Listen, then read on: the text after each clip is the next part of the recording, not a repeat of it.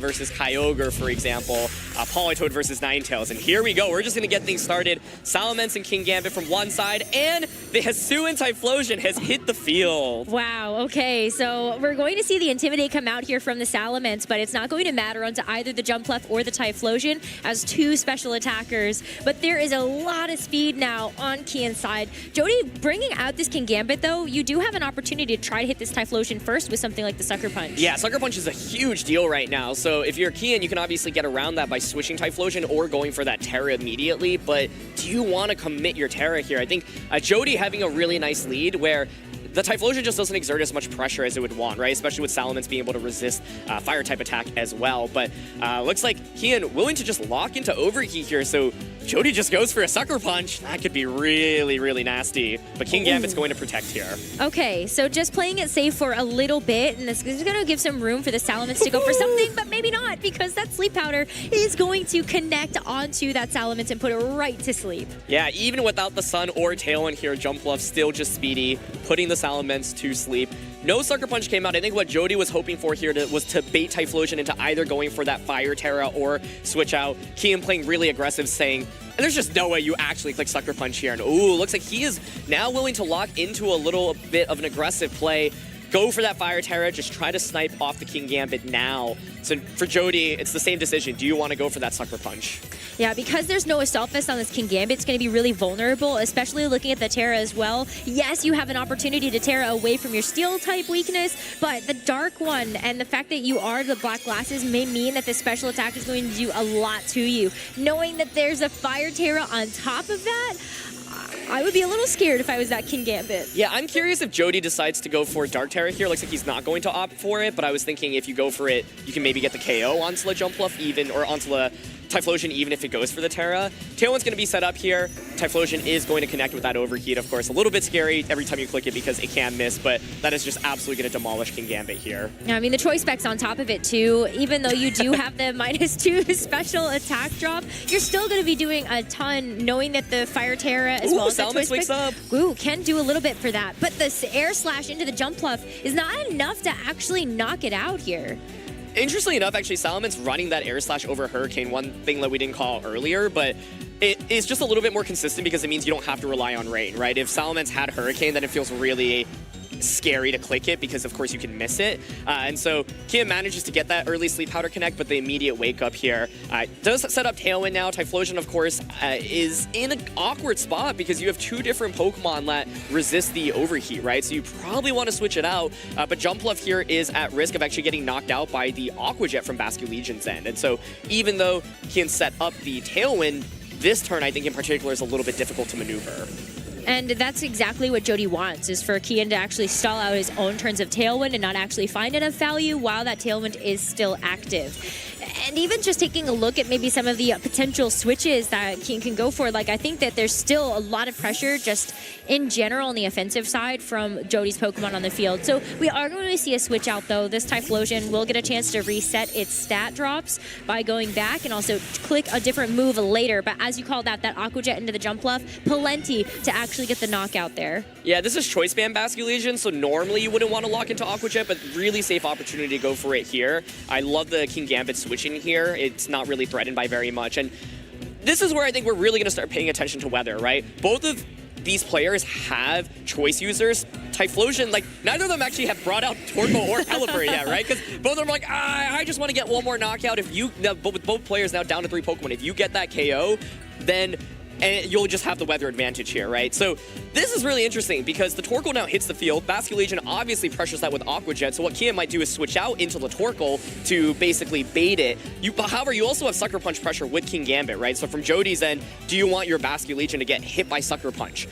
You can get around it by going for that Grass Terra, for example, and so this is a huge, huge turn to pay attention to, in my opinion, right? Because there's a question of, do we see a switch? Does Basculegion go for that Grass Terra? Does Basculegion actually want to click that Aqua Jet? Because I think you could totally see it potentially switching out into Pelipper right now. Ooh, well, it is going to be the Torkoal that's going to switch onto the field first. So if it was the Typhlosion on the receiving end of something like an Aqua Jet, it's not going to be doing a whole lot despite the fact that it is super effective. But we see the Terrestrialization finally committed on Jody's end.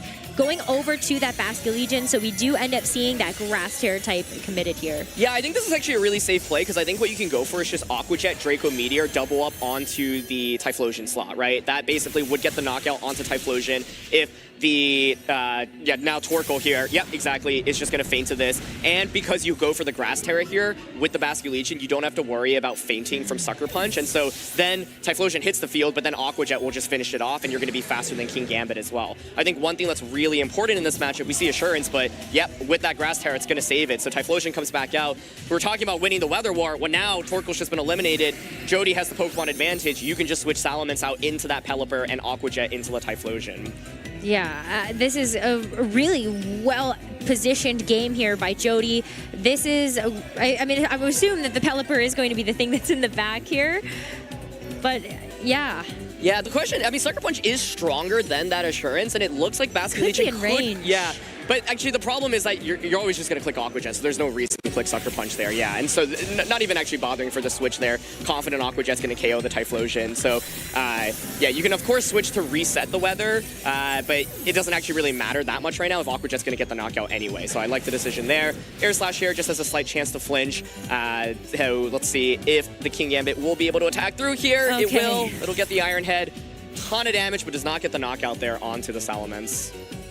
So you have the, like, how much is Aqua Jet realistically going to do to this King Gambit? Yeah, I think at this point you just switch in the Pelipper, you get the Aqua Jet off, which is going to do a decent amount, and then with Pelipper in the back with that Focus Sash, like a Weather Ball plus like a Draco combo, I think would finish it off. But looks like Jeudy is also willing to just wait until the Pelipper hits the field, doesn't really want to switch here, and the idea is, well, Pelipper can always go for 2 different Weather Balls onto you here. But, okay, I mean, Salamence feints here. If Basque Legion ends up fainting and Pelipper is the last one. Like, that's what I was thinking. Is there any chance King Gambit survives the Weather Ball? Like, I don't know. I think I would have liked to see the Pelipper switch in a little bit sooner, but maybe Jody's just confident.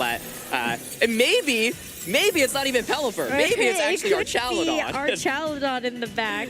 Well, there's no Tailwind on the board anymore. Okay, but it is Pelipper. I would have been that would have been the big brain, like, 5-head play of thinking like 3 universes into the future. But it is the Pelipper, and so this Pelipper does have access to the Hurricane and Weather Ball as its 2 attacking moves. But it's still like you're still looking at Steel type. Yeah, I think Weather Ball here should get the knockout. I was just wondering, if this is there any world in which King Gambit is actually bulky enough to survive? Because if so, then you can just go for, say, Assurance into Sucker Punch here, right? I'm going to guess the answer is no. I think Jeudy probably would have switched in that Pelipper a little bit sooner for that Salamence. He was confident enough, if I just get guaranteed damage on a Gambit, I'm confident that my Weather Ball will KO. But if there's a world, normally King Gambit, you're just going to run, like, max HP, max attack investment. If there was a world where it had, like, a ton of special defense investment, maybe. But I think Pelipper, with that Weather Ball here, should just get the knockout. I think Kian's already kind of thinking ahead to, how do I adjust this for game number 2? Yeah. The fact that the Torkoal had to go down, or Kian was even pushed into a position where he needed to sort of switch things in, maybe disadvantageously. That's certainly something to have to think about there. But Pelipper does take a good amount of damage from that Sucker Punch, but it's the Weather Ball in return from this Pelipper, plenty to get the KO. So we're going to a game number 2. Yeah, so I think, like, Jody's decision to basically not switch into Pelipper at any given point was saying, well, I don't want you to go for an Assurance, like, onto the Salamence slot as I switch in Pelipper, because then suddenly I'm just going to get knocked out by Sucker Punch. So what I'm going to do is basically just keep whittling away at your King Gambit to put it in Weather Ball KO range, which I think makes a ton of sense there. And so, when you're confident on your damage calcs, just knowing exactly how much damage to do to get a knockout onto something is really key. And I think that was a really fun game to watch. I think, like, Kian was able to get the knockout onto Jody's King Gambit early, but had to commit so many resources to do so, right? And the priority from that Basque Legion was able to basically kind of neutralize the Tailwind from the opposing end. And Kian just didn't have that many opportunities to actually attack very frequently here. Yeah, I was going to call out, too, that, like, the Salamence, even at the very end, where we were in the last couple of turns, I love that Jeudy was like, you can either knock this out or I can knock it out myself with the Life Orb recoil. And you also have that small increased crit chance for the Draco Meteor. Maybe you just finish the job that way and you don't necessarily have to roll the dice on the Weather Ball if you weren't 100% confident. But I really love that. And I think you're right, though, about the fact that Kian was not able to actually utilize enough of this Typhlosion. The protection Protect also under the King Gambit was so smart because you get a chance to also fish out what is that choice specs move going to be, and was there maybe ever an opportunity for this Typhlosion to do something else? Heat Wave or Shadow Ball Eruption is tough to go for, knowing that you do have a Sucker Punch King Gambit on the other side, but Heat Wave is still on the table. Yeah, it's funny. I was really interested in seeing like Dragonite versus Archaladon in this matchup. Neither of those Pokemon actually ended up coming out. I think Dragonite would have been an awesome lead for Kian into Jeudy's team, and his lead combo in particular. If you wanted to adjust here and you think the same thing is coming out, Dragonite makes a lot of sense because you have that Ice Spinner to pressure Salamence, and you've got the low kick to pressure the King Gambit slot. And so it's a little bit surprised to not see that come out. I'm wondering if Kian wants to maybe think about adjusting into it. I think Typhlosion here is just a tough one because it pressures, sure, into King Gambit, into Amoonguss, into Archaladon, but like Salamence, Pelipper in particular, I think is just a tough Pokemon for Kian's team to deal with, right? Because it can actually deal really consistent damage across the board. Glamora, honestly, another really interesting Pokemon here. Kian could consider maybe dropping the Typhlosion and going something like Jumpluff, Dragonite, Jumpluff, Glamora as the lead instead. You could maybe still have Typhlosion in the back, for example, but yeah, I think like Typhlosion basically was caught into a really awkward spot because it was facing down King Gambit immediately, and so essentially like Kian was playing from behind just from the lead, so I think I'd like to see maybe some lead adjustments here. Dragonite, I think, yeah, being a really interesting option, and like I said, I'm wondering if Jeudy maybe wants to consider bringing that Archaladon, but his Pokemon selection in that last game felt pretty perfect. It really did. I wonder if that we do actually end up seeing the Archaladon. I feel like it's a tough bring because, as you were calling out before, you have the Grass Terra, but there are multiple ways that you're able to deal with that, despite the fact that Glamora would end up being something that deals that super effective damage. Well, Aaron, you wanted to see the Dragonite, and so it is going to be in the lead here for Kian in this game number 2. Yeah, I think it's a great adjustment. Dragonite just exerts so much offensive pressure against so much of Jody's team as well. This is, of course, the bulky set. The Basculegion here is in an interesting spot. You are up against 2 different Pokemon that, of course, resist water, and your Last Respects isn't going to be very powerful either. So you think that Basculegion probably just wants to pivot out right now. Kian is now the one exerting a ton of offensive pressure. You've got the super effective attacks into the King Gambit slot, but you can see Kian's toying around with the idea of trying to make this aggressive prediction because the idea is, I think that your Basculegion is at huge risk right now. You can't protect with it. I'm going to target that slot and just play really aggressively. And King Gambit does go for the protect, but we know that Kian, of course, didn't launch that low kick into that slot. Yeah, well, it's going to be the Sleep Powder into the King Gambit's Protect, so you're not going to end up being able to grab that this time around. But with the flip turn, that Basculegion is going to get out of there, dealing a little bit of chip damage to this Jumpluff and allowing Jeudy to pivot into something else. So we will see the third Pokemon that he's brought to this game number 2. Salamence. We saw the Ice Spinner click into that slot, but it's Archaladon. So we were just talking about this. Both of the Dragons have come out. I'm very happy to see them make an appearance here. The Ice Spinner here not going to be able to snipe off a potential Salamence switch in, and of course Archaladon will get a defense boost here immediately. Kian still has a lot of pressure, though. This Encore is a really, really big deal, and this Jumpluff, I think, is just kind of a nuisance to deal with in general, right? So now the question is, if you're Jeudy, do you want to switch that King Gambit out into the Basculegion, which, of course, would be immune to the low kick here? A lot of different options. I mean, Gambit, of course, could go for, like, a Terra as well to just get around the 4x super effective hit. Consider going for something like a double up onto the Dragonite slot. You can Draco Meteor plus, for example, go for an Assurance here, but I think if you're Jeudy, you might be a little bit scared to switch and have something come in and just eat up the Sleep Powder immediately.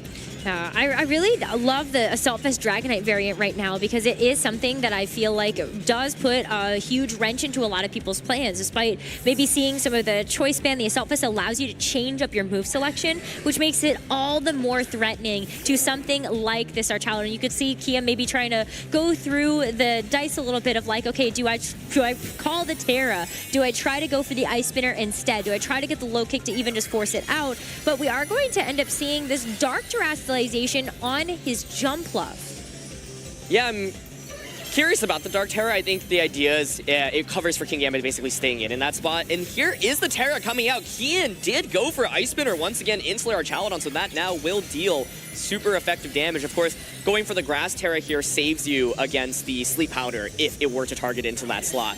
And so some quick Terras here from both players. Jumpluff is going to set up the Tailwind, so good speed control now for the next couple of turns. And this Dragonite's still sitting, quite healthy. Another Ice Spinner comes out, now dealing super effective damage into Archaladon. And, for a non-boosted Ice Spinner, like, this is no choice band, you've gotten some pretty solid damage off now into Archaladon. Archaladon can't protect this next turn, right? And so a double up can just finish it off. It can. Though tough, well, especially when you think about the jump bluff being able to do something with the special attack damage. Yes, you have to deal with the assault vest, but jump bluff will be sticking around one more turn at least in order to try to get a sleep powder or just do something on the field.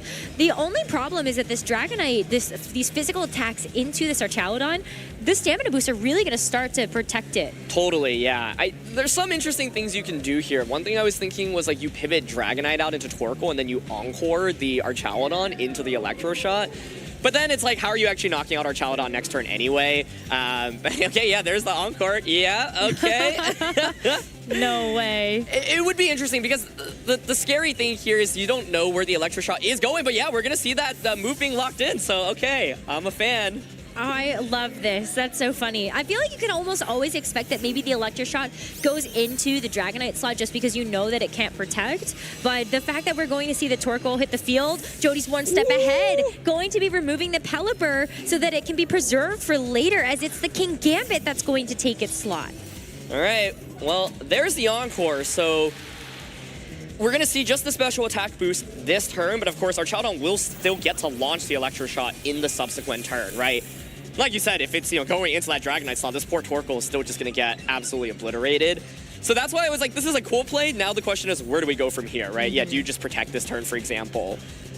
Yeah. And like you said, with those stamina defense boosts, like this Archaludon has taken a lot of damage, but it still hasn't actually fainted yet. So, and like another Ice Spinner won't KO either. I think like the awkward thing about the Pokemon selection here for Kian is like, how are you actually dealing enough damage, right? It's mainly going to come from Dragonite. And I do think Dragonite and King Gambit in combination are very, very good into Jeudy's team, but you have to clear the Archaludon right now. So, okay, we're just going to see the overheat here. Sleep Powder does connect as well. Ooh, so that's a really big deal. This King Gambit's not going to be able to do anything on this turn. It's going to end up taking its mandatory turn of sleep as the Electro Shot is going to target into that Torkoal. That was the Dragonite. Cannot believe the survival right now, which means that the Torkoal can actually go for the overheat. Oh, the that's Archaludon such a clutch survival. Oh my goodness. Wow. You can see Kian was even checking the stats of that Torkoal before saying, you know what, I think I'm going to survive the Electro Shot there. I really wasn't confident. I mean, that's a very powerful attack, but able to get the knockout. And with that eject pack, you now switch out as well, so you can get a free switch in back into that Dragonite or that final Pokemon, which is the King Gambit. Being able to connect on that Sleep Powder is also a really big deal, right? Because one of the things that you have to pay attention to in this matchup is the King Gambit versus King Gambit War. Jeudy has a big advantage because of that low kick on his King Gambit. So Gambit on Jeudy's end now will take that first turn of sleep. Kian now threatens the King Gambit slot, of course, with low kick. Basque Legion, I think, a really natural switch in here. What you can, of course, do then is switch the King Gambit into Pelipper. But if you do that, you are still at risk of Kian, for example, potentially switching out the Jump Bluff here. Jump Bluff also could just, go for a Leaf Storm into Basque Legion. What's also interesting here is how, like, the speed interactions will work, right? Because if you were just... Normally, you would try to, like, predict Pelipper coming in, but the problem is that King Gambit's slower than Dragonite, so... but we don't see any switches. Okay, it's just gonna wake up. Oh, but that's a Protect. That's not a Sucker Punch, so is it Aqua Jet coming out right now? It is. Okay, so that is going to remove one of the bigger threats there. That Leaf Storm would have done some really big damage to that Basque Legion had it been able to connect. And so that is going to be the Jump Bluff removed. Tailwind's going to expire soon as well. So that is something that you will be able to get on your Basque Legion side if that Pelipper switches back in to activate the Swift Swim. But this is another turn that Jeudy's bought himself. Yeah, I mean, that was a huge wake-up on Gambit. Given that it didn't switch out into Pelipper, it would have just fainted. And so, that's the downside of using Jump Bluff. It can miss with Sleep Powder immediately, and then, like, the sleep rolls aren't amazing. But I think Kian's still in an amazing spot because now you have two things that just threaten for super effective damage, right? And you still got Torkoal in the back. So Kian here, I think, should be able to get a knockout this turn. This Basque Legion is locked into Choice Band Aqua Jet, right? So you would think that it's going to want to switch out into La Pelipper. I'm curious if you just say, you know what, I'm going to stay in here. I don't even think you're going to click Sucker Punch into me. I'm actually going to switch the King Gambit out. But I think Kian still has a really big lead despite the King Gambit on Jeudy's and getting an early wake up. It is just going to be Basque Legion making the safe switch here, though. All right, so the Pelipper now revealing itself again. It still has that Focus Sash intact, so you will need to double into it in order to actually remove it from the field. As it's the low kick that moves first, this King Gambit, 4 times effective, did not stand a chance. And so Jeudy in this game number 2 is down to his final 2 Pokemon. Yeah, and I think the game's just over, honestly. I mean, Assurance here also a really nice play. No need to go for that Sucker Punch, right? It doesn't really make sense to go for Sucker Punch because Basque Legion would be clicking Aqua Jet anyway, so it wouldn't even work. So Assurance always safe to go for into that slot. also just damages the Pelipper. Now you can just go for a safe Sucker Punch into the Pelipper slot here. And I love the Torkoal switch in here as well. Basically, like, the Basque Legion can't close out this game because it wants to click Last Respects, but if you're clicking Last Respects, then of course the King Gambit is going to resist it. If you click your Water type attacks, well, Torkoal just switches in, and then the Water type damage is just too low. So Dragonite was the key piece there. I was saying, I don't think Hisuian Typhlosion is really that powerful. Kian brought it, and then with that Encore play, being able to like bait out the Terra from the Archaludon and then get rid of it is huge. And I think having played against Kian before, his playstyle was incredibly aggressive. He is willing to just go all in on the prediction sometimes, and it looks so good when it pays off, and I think he made a lot of great predictions in that one. There was also really great pressure onto just like getting the Archaludon to terrestrialize anyway, so even though you ended up seeing the Ice Spinner into that slot, is a fantastic call. You know now that terrestrialization is no longer available for anything else on Jeudy's team. So 100%. Really great pin there. And then that survival was crazy. That was at +1 already because of the previous Electro shot. Totally, yeah. I think... Or plus two, actually, when it actually ended up, which like, is why I was shocked. I thought Torkoal would be going down there for sure. And it survived with, like, I think a decent amount of age, like 18 HP or something like that as well. So that, to me, was the key turn. Yeah, because I think if Torkoal goes down there, well, then Archaludon still isn't just threatened by a knockout, right? The problem is that Jumpluff can't touch it. Neither King Gambit nor Dragonite will get a one-hit knockout onto it from the range that it's at. We're just going into Game 3 here. So same leads here from Kian, but Amoonguss has now hit the field. Okay, so the Amoonguss, it's really interesting because it's going to be one of the slower things in this game outside of the Torkoal, which is going to be slower than it, but where do you see the Amoonguss kind of fitting in here? You know, at the very least, it's not going to be able to actually get put to sleep because of its grass typing, but maybe you try to get this Dragonite to throw an Ice Spinner at it. Yeah, I think the Amoonguss lead is really smart if you're expecting Jumpluff Dragonite again, because this Dragonite cannot protect, and Kian doesn't have a safe switch into Sleep Powder, right? The Grass-type Pokemon is already out in the field, so with this lead, you can always Sleep Powder into the Dragonite slot and neutralize it so much more. I think this is a fantastic adjustment by Jeudy.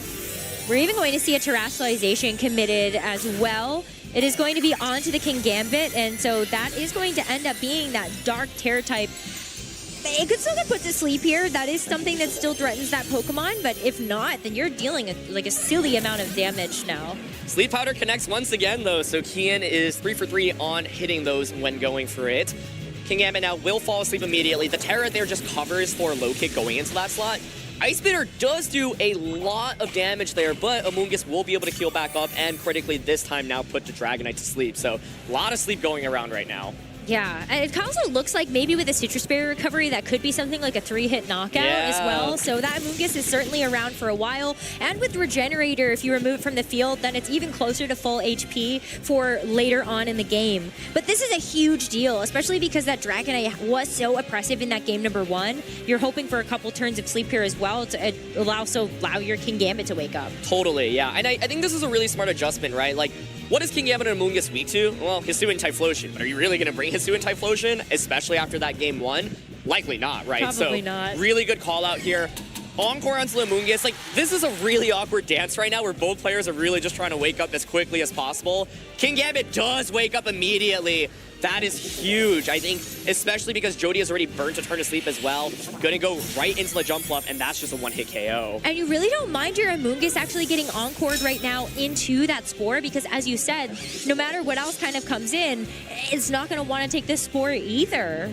Yeah, and we see it is Gambit and Torkoal in the back, so there isn't something like that Glamora, which has Grass Terra, which of course would be able to resist or be immune to the Spore here. So Torkoal now hits the field, but the problem is, like, Dragonite hasn't even taken that many turns of sleep yet either, right? So, yeah, a lot of early wake-ups immediately from these sleep powders, and I think, yeah, Jeudy is off to a really, really strong start here. And the Dark Terror on Gambit, I think, yeah, just nice both offensively and defensively, right? If the sleep powder had missed, then Kowtow Cleave would just knock out the Jumpluff, and it just covers for low kick, yeah, which otherwise would be, of course, 4 times super effective. Yeah, we saw that was just a one-hit knockout the last time that ended up happening, so nice to know that that King Gambit might be around for a little bit longer. The Amoonguss is going to go back into its Pokeball, though. Now it gets that Regenerator healing, and it's going to be the Pelipper that comes out. Torkoal's only attack options are Overheat and Fissure, so at the very least you are going to mitigate some of that overheat damage, but it's the Dragonite that stays asleep and makes it so vulnerable. The low kick into the Torkoal, though, maybe hoping that the King Gambit would have switched into that slot, as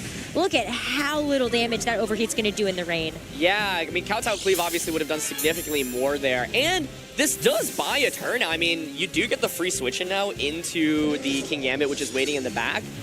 I'm curious if Kian's low kick can get a one-hit knockout onto Jeudy's King Gambit from this range. I think, like, Dragon Knight still needs to wake up right now, right? The problem is it's burnt a couple turns of sleep, but yeah, this is still a scary turn, right? Because if your Dragon Knight stays asleep, okay, considering the normal Terror with extreme speed right now, I don't know if that's enough to knock out the King Gambit is the thing. Like, King Gambit is a very bulky Pokemon. Yeah, and are you okay actually going to a normal Terra knowing that, like, Pelipper still has Weather Ball? Yeah, I think, like, Kian's probably saying, well, look, I want to, yeah, just try to maximize damage output here. I think the scary thing here is your Gambit could just go down to low kick from the opposing side if you're not knocking out the opposing Gambit right now, right? Kian also might be making a read saying, well, I don't think you're actually going to target my Gambit with low kick this turn. I'm also curious how the Gambits interact in terms of speed. Yes, that is something that we don't know, and right now, King Gambit's speed investment is all over the place. So it's certainly something that might come into play. Oh, Dragon Knight does wake up, It does wake up for some damage. It's going to be using the extreme speed with that extra boost from that normal Terra, and that certainly puts King Gambit into the range of being able to get knocked out, but it's the Hurricane right back at it. Still not going to do a whole lot, but it also does not get confused. Yeah, so it was the Kowtow Cleave that wasn't low kick here into Dragon Knight. Dragon Knight does survive with 9 HP.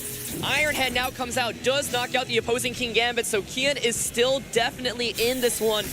Really, really clutch survival and wake up there from the Dragon Knight, but there is still this Amoonguss in the back. Yeah, and that Amoonguss is going to have almost full HP thanks to the fact that it does have that ability. So when you see it hit the field, it's still something that you're going to have to be a little worried about. That's where the Assaultless Dragonite can certainly come into play. You know that it's still going to be around to switch up its move rather than just being locked into that extreme speed. Yeah, extreme speed Assurance here, though, a great combination. Of course, Assurance will do more damage if the Pokemon has already taken damage that turn. And Amoonguss can't protect. That's right, exactly. So this is a very safe, guaranteed play. My question is there any chance Amoonguss is bulky enough to survive this combo? No way, based on that damage. It does not seem to look like that. It even has to go for the Rage Powder after it because of that priority. Extreme Speed goes first. And what a great call, because this Dragonite is certainly going down to that Weather Ball. And so it's going to be up to this King Gambit to try to help even up the score again. Yeah, I'm really impressed by Kian finding a path back into this game. It felt really rough with the Amoonguss lead, but that Wake Up and the Dragonite survival so clutch. And Kian now will win the Weather War. However, if the last one is Archaladon on Jeudy's end, I think Jody's still in a phenomenal spot because you can just body press into the King Gambit. So Torko's going to come out. Kian will have the weather advantage. But what is the final Pokemon? If it is that Archaladon, it's Archaladon. This could come down to Fisher, folks. Oh, no. Well, that would be a very exciting way to potentially end this game. Oh, okay, he's protect Overheat. One of the other things you can do right now if you're Jeudy is just like double up onto the Torkoal slot, for example, right? Because you're thinking, well, you know, King Gambit here won't get a one-hit knockout onto either Pokemon. So how spooked are you about the Fisher? Fisher is actually not what we end up seeing this turn. The idea is to do enough damage to Pelipper where maybe Sucker Punch can finish it off. But it is Draco Meteor. No body press coming out. Torkoal does survive. So is it the Weather Ball? It is. Double up into the Torkoal. Jeudy calls it correctly, and that'll secure him the win. It will, because at this point, too, your special attack doesn't matter anymore because you're using the body press, so that Draco Meteor was so safe, despite the fact that it does lower your special attack by 2 stages.